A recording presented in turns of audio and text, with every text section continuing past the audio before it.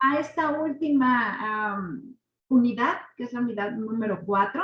Ya estamos por terminar, por culminarla esta semana, pero se dieron cuenta, fue un poquito complicado la semana pasada porque empezó en viernes, y bueno, pues, o sea, no había como durante el fin de semana poder hacer una sesión. Entonces, por eso las dejé hasta el día de hoy. De todas maneras, pues obviamente tenemos tiempo para que ustedes puedan hacer sus actividades. Si es que no las han hecho, pues todavía tienen este tiempo para poder culminarlas. Aunque se acaba el jueves, pues no importa, o sea, el viernes, el sábado, el domingo, el día que la puedan entregar, porque ya también vamos a hacer la última actividad, que es la actividad integradora, y esta obviamente requiere un poquito más de tiempo y se les va a juntar también con el examen final de la asignatura. Entonces, bueno, todavía tenemos tiempo. Finalmente, las dos actividades que tienen, una está bastante sencilla y además, pues tiene elementos, pues que ustedes, a algunos nos gusta mucho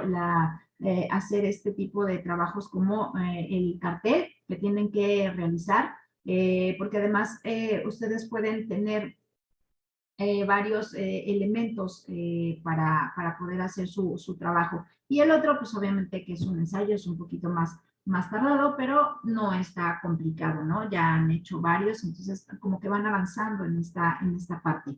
Bueno, pues vamos a empezar porque tenemos 7 temas bastante importantes.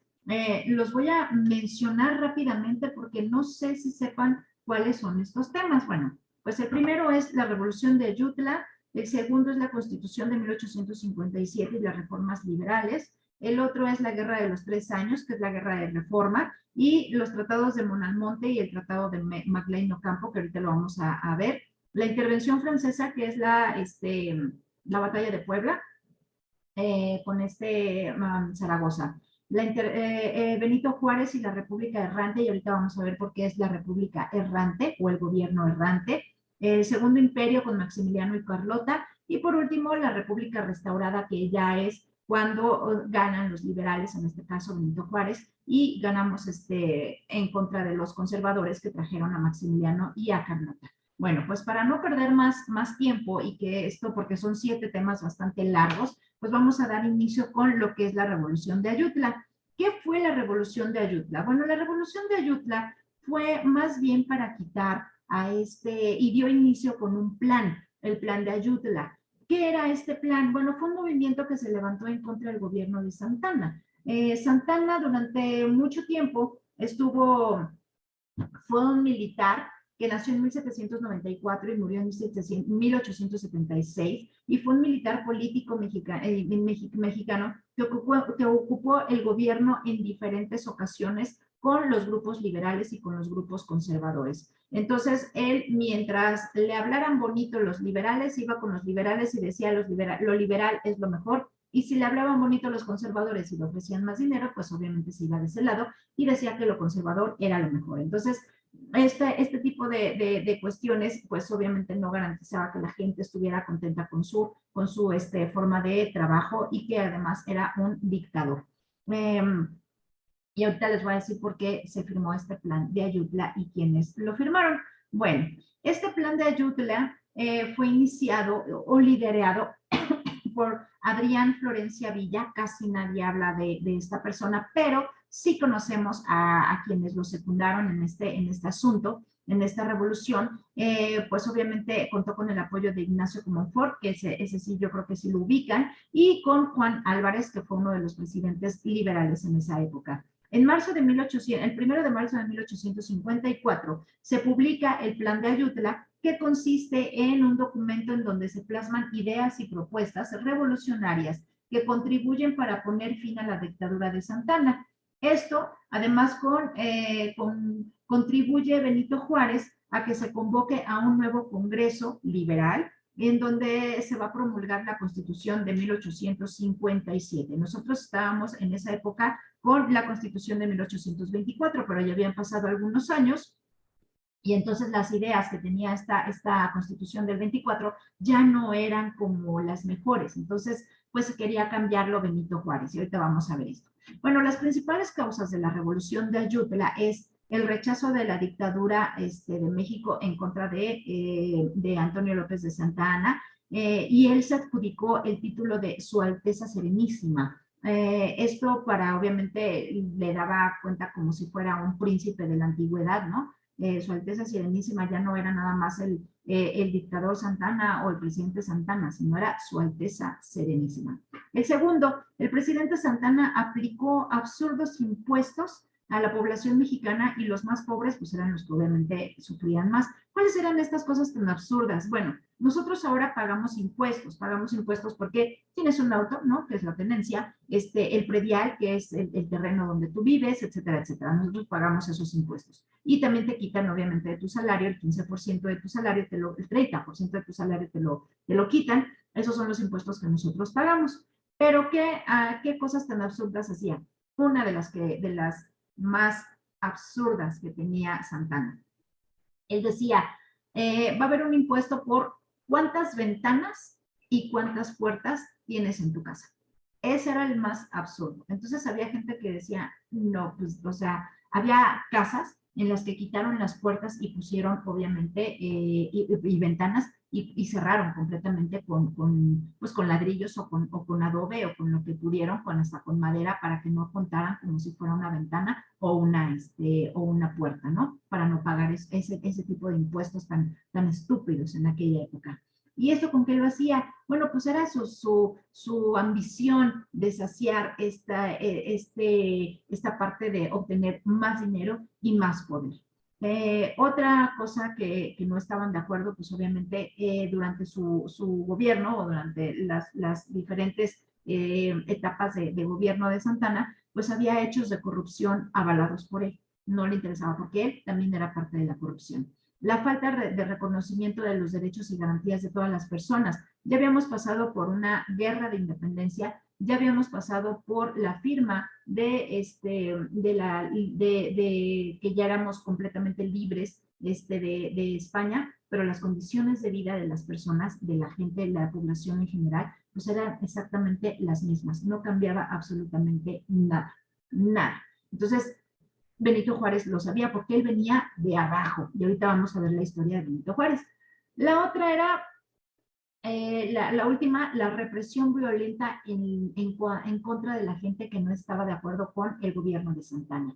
Entonces, estas fueron las causas principales de esta revolución para quitar a Santana y que llegara bueno, el primero es ahorita les digo quién fue el primer presidente de México en cuanto al liberal antes de que fuera Benito Juárez.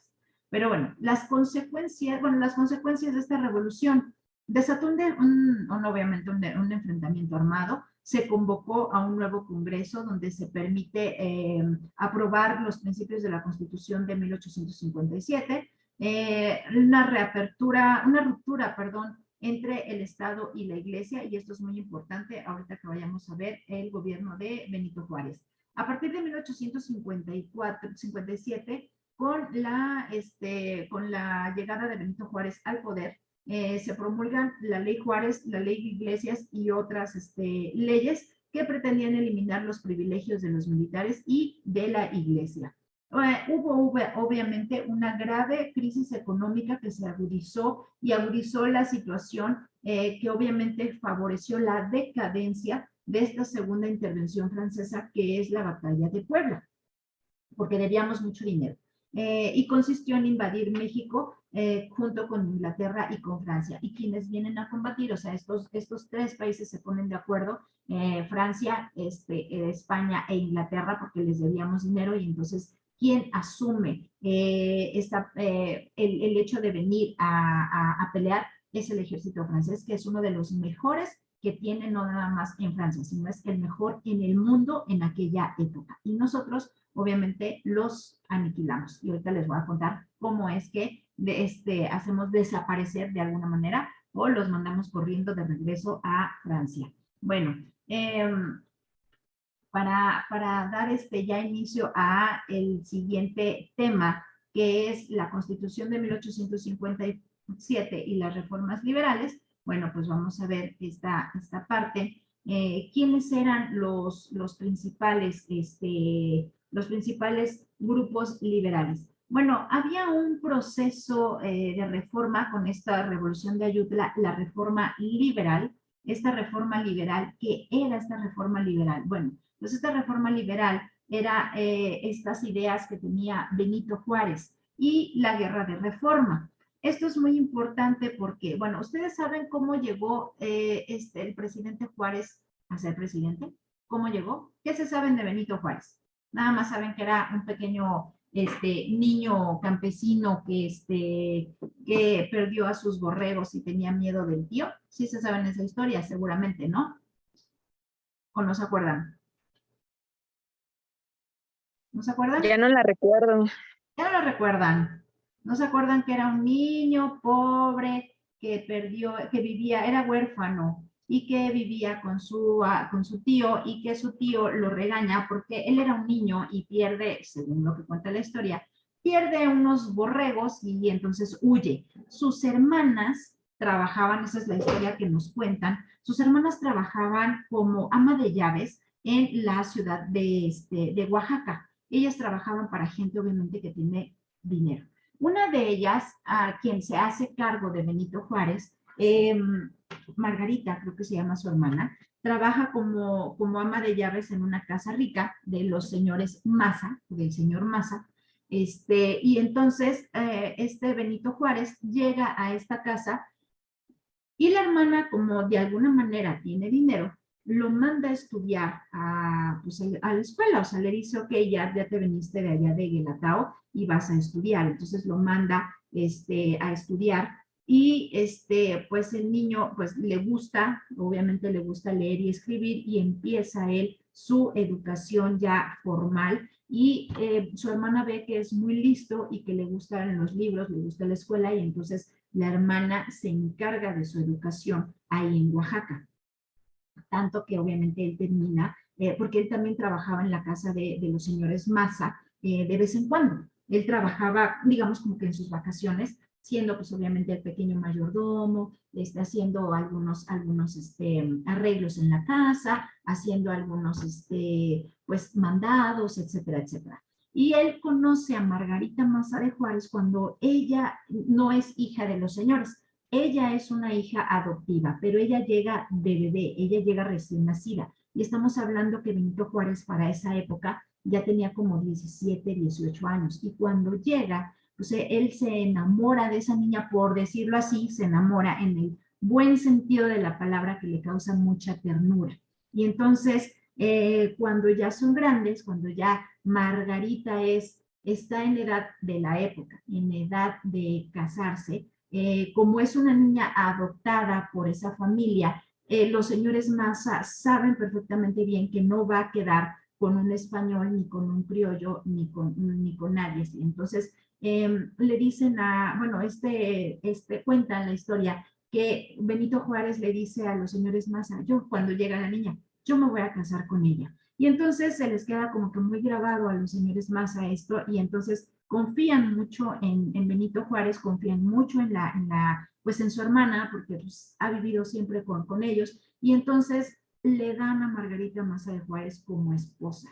Y obviamente él está completamente enamorado de Margarita, le lleva 17 años más o menos, él tiene como unos 33, saquen cuentas cuántos tenía Margarita, cuando se casan. Y Margarita es el amor de su vida. Con ella procrea más hijas que hijos. De hecho, tiene 2 hijos y los 2 mueren, pero ahorita les cuento cómo mueren estos niños, porque es muy triste para él. Bueno, finalmente, ya cuando esta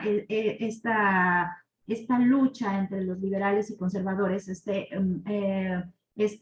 Juárez pertenece a los liberales, pues obviamente ya él es gobernador de Oaxaca, es una persona que tiene cierto rango ya en su ciudad, ya se hace diputado y bueno, llega a México y está en esta etapa del Congreso en donde él hace, junto con algunos liberales, hace ciertas leyes. Estas leyes reforman varias cosas de la Constitución de 1857, que es muy importante. Ahorita les voy a decir, nada más que déjenme encontrarlo, porque estas leyes son importantes, pero no me las sé todas, entonces las voy a tener que, digamos, no leer, pero sí que ustedes estén enterados de qué se tratan estas leyes. Bueno, déjenme encontrarlo. ¿Hasta aquí vamos bien o nos hace falta algo? ¿Cómo van? ¿Sí le van entendiendo o no? ¿Sí o no? Sí, sí. Ok, bueno. Entonces, con el triunfo de la revolución de Ayutla y el consecuente derrocamiento de Santana, se dio paso a la organización del gobierno liberal. Entre ellos, obviamente, estaba Juárez. En octubre de 1855 hay una junta de representantes estatales. Esto quiere decir algunos estados liberales que están de acuerdo con estos hombres liberales y de sus ideas. Y entonces se elige a Juan Álvarez como el primer presidente, bueno, como el presidente provisional, quien constituyó un gabinete de hombres liberales, de personas liberales, y enseguida inició la reforma, esta etapa de la reforma, con una promulgación de la ley que suprime los fueros militares y eclesiásticos, conocida como Ley Juárez. Estas leyes no crean que llegaron así nada más de repente, no. Cuando un presidente o alguien dice, tiene una idea, digamos, para hacer una reforma, llega al Senado y el Senado obviamente aprueba o desaprueba lo que mandó el presidente. En este caso, se hace un congreso de hombres liberales para que estas ideas liberales o estas leyes liberales surjan y se queden como parte de la Constitución de 1857. Esta ley Juárez, ahorita les voy diciendo cada uno. ¿Quiénes eran estos hombres liberales? Bueno, pues tenemos en el primer, digamos, primer lugar, tenemos a Benito Juárez, tenemos a Ignacio Comonfort, tenemos a Juan Álvarez y tenemos a déjenme, me falta uno, ya nombré a tres, ¿verdad? Lerdo de Tejada. A todos ellos los tenemos como personas, como hombres liberales. En febrero de 1856 se reúnen los diputados en un congreso constituyente para elaborar la Constitución. La Constitución causó descontentos entre el grupo conservador y se pronunciaban con un grito así, se oía como ahora vemos. ¿Han visto el canal del Congreso ustedes en alguna ocasión? ¿Sí lo han visto o no lo han visto? O en las noticias, cuando va a pasar una ley, que todo el mundo se grita y tú eres no sé qué. ¿Sí han visto eso? ¿Te parece más bien circo? Bueno, pues en aquella época pasaba exactamente lo mismo y entonces el grupo conservador gritaba religión y fueros, era lo que gritaban. Entonces, finalmente hay un plan de Tacubaya que se firma en diciembre de 1857 y hay tres cuestiones importantes que resaltar. Una, desconocer la Constitución de 1857. Esto lo hacen, obviamente, el grupo conservador. La otra es convocar a un Congreso Constituyente para elaborar una nueva Constitución. Y la última, dar continuidad a la presidencia de Comonfort, otorgándole amplias facultades para gobernar. Esto es lo que ellos decían.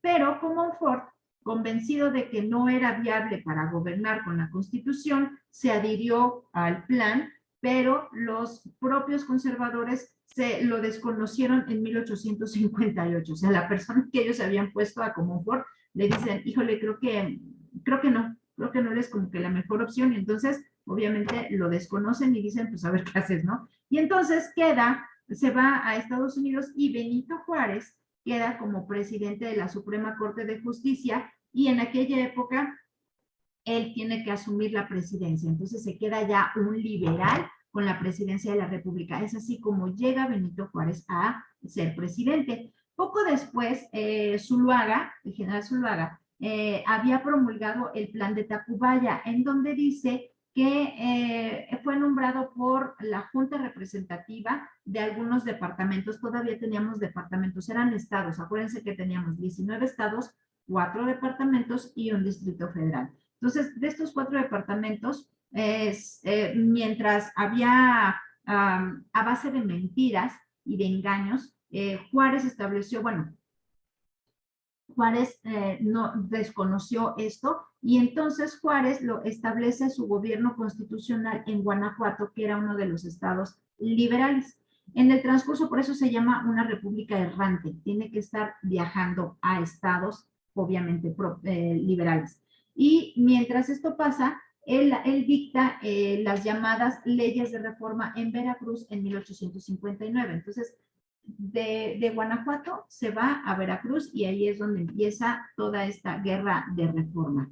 Eh, ¿Qué más sucede? Bueno, pues estas leyes que tanto los conservadores decían, es que no puede suceder esto. ¿Qué era lo que decían estas leyes? Bueno, pues la primera, la ley Juárez, era la supresión de los fueros militares y eclesiásticos por los individuos de estas corporaciones y que sean juzgados por delitos por el orden civil, quiere decir por el Estado, y que permite perdón, la misma igualdad ante la ley de toda la gente. O sea, no importa si tenías o no tenías dinero. Entonces, imagínense que para los conservadores era algo que no podían creer. ¿Cómo me van a comparar o cómo voy a tener los mismos derechos que un campesino o que un indígena, yo que tengo dinero? O sea, eso estaba como que fuera de lo normal de aquella época, ¿no? La ley Lerdo, que decía la desamortización de fincas rústicas y urbanas propiedades de las corporaciones civiles y eclesiásticas. Quiere decir que si eras de la iglesia y tenías un terreno, por decirlo así, porque va a ser un anexo de la iglesia o que va a ser parte del panteón, pues está inhabilitado. O sea, está inhabilitado desde hace 20 años y no has construido nada. Ese va para acá, el Estado se lo quedaba. Entonces la iglesia estaba bastante enojada también con Benito Juárez por decir, es que no puede suceder eso, o sea, esos terrenos eran de la iglesia y entonces el Estado se los quitó. La ley Iglesias. La ley Iglesias decía la prohibición del cobro de bautismos, amonestaciones, casamientos y entierro a los pobres, considerados así, o sea, los pobres, los que no ganaban más que lo indispensable para comer. Cuando tú vas actualmente a la iglesia y dices, me voy a casar, primero te cobran una amonestación. ¿Qué quiere decir amonestación? Que esas dos personas, o sea, hombre y mujer que se van a casar, pasa como a la iglesia y todas las iglesias saben que te vas a casar. Si alguna descubre que en algún lugar, en algún año, te casaste con otra persona, llega la amonestación a tu iglesia y dice, no te puedes casar, porque se supone que la iglesia católica te dice que solamente tienes que casarte una vez por la iglesia. Por eso mucha gente que se casa por la iglesia, después se divorcia y se quiere volver a casar, solamente lo hace por el civil. Sí van de blanco y lo que quieran, pero ya no son casados por la iglesia. Esto desde esa época. Ajá. Bueno, la otra es que te piden también dinero si te vas a casar y más si le dices al padre, es que no quiero casarme en la iglesia, sino quiero casarme en una hacienda toda bonita o en mi casa y demás, entonces te cobran obviamente más el servicio de los sacerdotes. Y esto obviamente a los pobres no se les podía en aquella época cobrarse, apenas si tienen para comer y tú le quieres cobrar más, no, ni entierros, ni casamientos, ni bautismo, ni amonestaciones, nada. Ellos están exentos de este cobro que hace la iglesia. Y bueno, con estas leyes se crea la Constitución de 1857, en donde dice que hay libertad de educación y de trabajo, porque antes la iglesia era también la que tenía parte de la educación. Ahorita les digo, un colegio muy importante que está en el centro, que pertenece desde esta época, data de esta época y aún sigue vigente. La otra, que no se prohíbe el ejercicio de culto alguno, quiere decir que si tú eres protestante, judío, católico, evangelista y demás, no te tiene que, el gobierno no te tiene que ni amonestar, ni enojarse, ni nada. Es libre. Tú quieres rendirle culto a una piedra, ríndele culto a la piedra, no hay problema.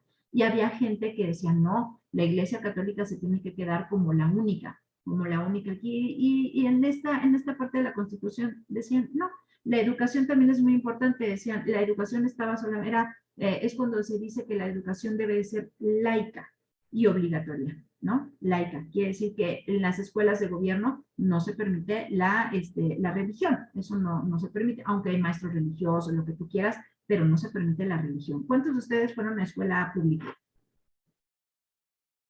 La gran Yo. mayoría. ¿Sí? Levanten la mano.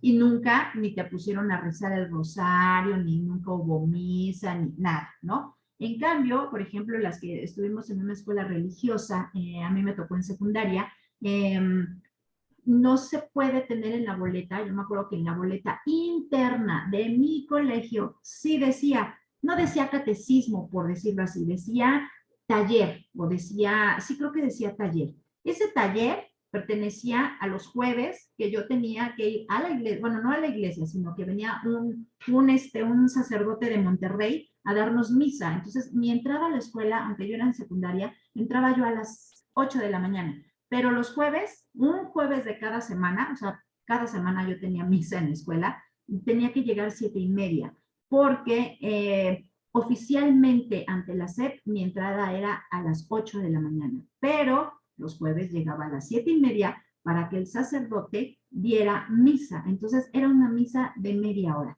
Y ese de taller era bueno, la entrada, bueno, no la entrada, sino la asistencia a la misa de los jueves, que yo había ido a confesarme y que además una vez a la semana, bueno, ese día yo tenía esa asignatura de taller en donde yo tenía unos libritos que nos compraba, bueno, nos pedían, los compraba yo en la iglesia, eran unos libritos para que me dieran como catecismo, por así decirlo, no catecismo, sino que me dieran así como la vida de los santos y cosas así, ¿no? Y en la biblioteca, que era lo que más me gustaba, había libros de santos, era muy interesante. Y entonces cuando te castigaban te decían, vete a la biblioteca. Y entonces la monja nos decía, ay, pónganse a leer. Y a mí como me encantaba leer, pues yo me la pasaba leyendo toda la vida de los santos, que era bastante interesante. Pero, eh, y aunque yo tenía maestras que eran sores, o sea, bueno, eran monjas, solamente se podía dar toda esta parte de religión en el tiempo o en la hora que correspondía a mi taller, por decirlo así. Y entonces en las escuelas públicas eso no se da, eso no se permite en ninguna, pública o privada, que no tenga que ver con la religión, no se permite nada de esa parte de religión, es lo que aquí maneja desde aquella época, lo maneja el Estado. Ajá. ¿Dudas hasta aquí? ¿O voy muy rápido? ¿Todo? No, ninguna. Ninguna. Ninguna. Perfecto, hasta aquí lo van entendiendo. ¿Sí? Bueno, entonces tenemos aquí, hay una guerra bastante fuerte, que es la guerra de 3 años, que se llama así, la guerra de los 3 años, porque es esta etapa entre los liberales y conservadores que no les gusta cómo está trabajando Benito Juárez. Y entonces aquí entramos a una parte importante, bueno, ahorita me voy a regresar tantito, y déjenme regresar tantito para que veamos qué era lo que pasa. No, me voy a perder. La guerra de reforma, les digo que está, que es se llama así, es la guerra de los 3 años. Y es importante porque además vamos a pasar a una parte que se llama el gobierno errante. ¿Sí saben lo que quiere decir errante? ¿O no saben lo que quiere decir la palabra errante? Errante quiere decir que viaja. Eso es lo que quiere decir errante. Ajá. Bueno, creo que me está causando aquí un pequeño problema mi computadora, porque no me lo da. Pero bueno, estos tratados de Monalmonte y de Maclean Ocampo. Bueno, estos son tratados que se hacen con Estados Unidos. En el de Maclean Ocampo se hace cuando Benito Juárez ya es presidente y tiene que viajar a otros estados, su idea era llegar hacia Estados Unidos para que fuera reconocido como único presidente. Y todos los tratados que se hacían con México fuera, o sea, que el nombre que apareciera como presidente de México fuera el de Benito Juárez. Esa era su idea. Por eso él tiene que viajar hacia Estados Unidos con su familia. Y es ahí donde pierde 2 de sus hijos. ¿Por qué? porque él tiene que viajar, o sea, México se divide en los estados liberales y conservadores y él no puede pasar, obviamente lo podrían matar, y él no puede pasar por los estados conservadores. Entonces, su intención era llegó hacia Estados Unidos, pero primero hizo una parada bastante grande en Saltillo, Coahuila. Ahí estuvo un rato, viviendo, vivió en una casa que está cerca de lo que es el centro o la Plaza de Armas, así se llama en Saltillo, la Plaza de Armas, y allá estuvo viviendo y tenía que obviamente sacar un poquito más de dinero para poder viajar y darle a su familia dinero, porque pues él de dónde iba a sacar dinero para poder viajar.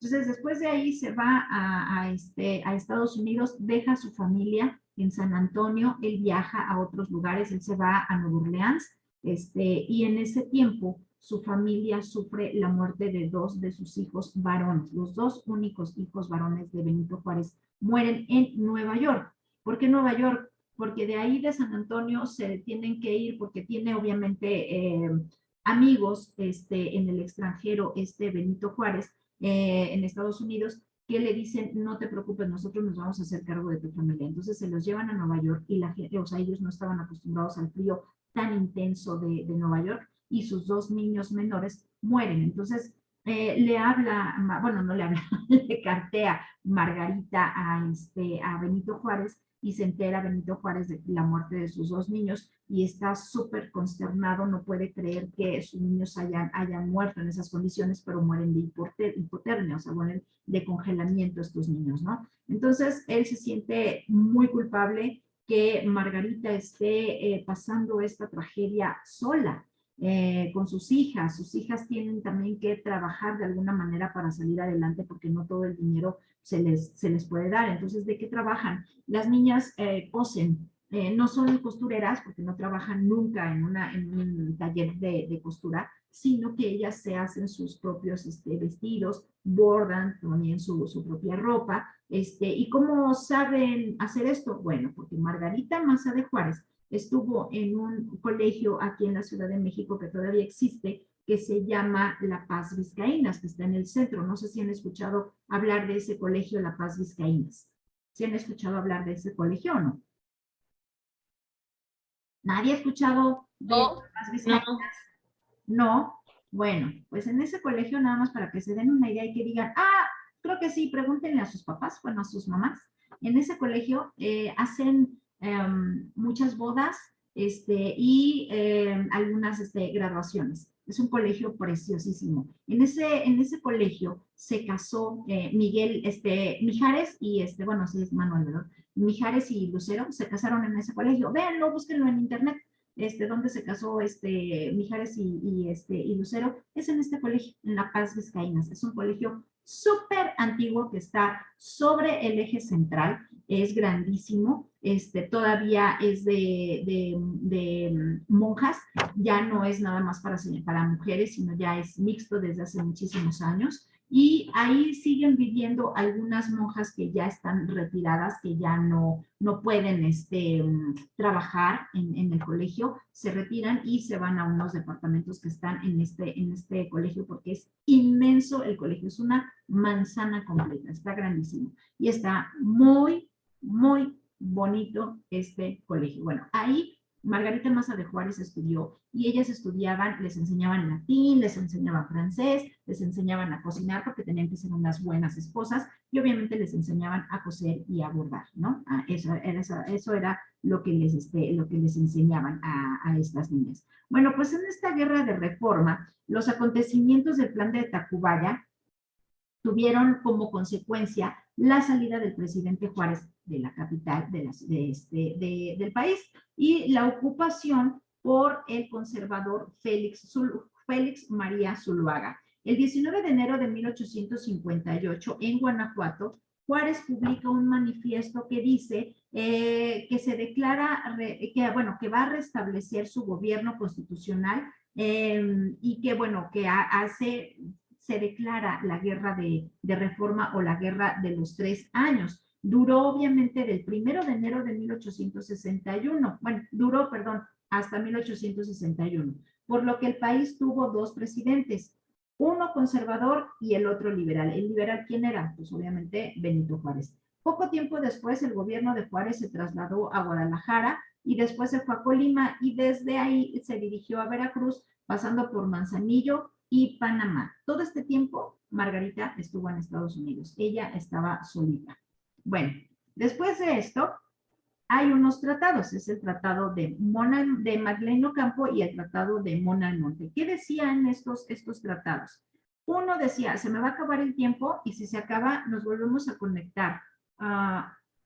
Murieron, perdóname, Vera, los hijos de Margarita y de Margarita y de Benito murieron de hipotermia, murieron de congelamiento, no aguantaron, eran pequeños, tenían alrededor de, creo que 3 y 5 años, o sea, no pasaban los 10 años los dos niños, y los dos murieron por el frío tan intenso que había en Nueva York, de eso murieron. Ok, este tratado de Maclean Ocampo dice, esto lo hizo con toda la intención Benito Juárez, pero dice este tratado de Maclean Ocampo. El 14 de diciembre de 1859, el ministro norteamericano Maclean y el liberal Melchor Ocampo, por eso se llama así, Maclean Ocampo, dice, se firma este tratado en el que se establece que a cambio de un préstamo económico que necesita Juárez, México concedía un tránsito libre y perpetuo del Istmo de Tehuantepec, por el Istmo de Tehuantepec. ¿Dónde está el Istmo de Tehuantepec? Va de Veracruz hacia Oaxaca. ¿Y por qué Veracruz? Porque por ahí obviamente entraban las mercancías que venían de Europa y de Estados Unidos. Y el derecho de tránsito por diferentes puntos del noroeste del país, del norte hacia el sur. El libre comercio para determinadas mercancías y o sea, no se iba a cobrar impuestos, sino iba a ser libre. Nosotros sí teníamos que pagar un impuesto si pasaban mercancías hacia Estados Unidos, pero si pasaban de Estados Unidos a México, no se pagaba impuesto. Y la autorización para intervenir militarmente, esto es muy grave, para intervenir militarmente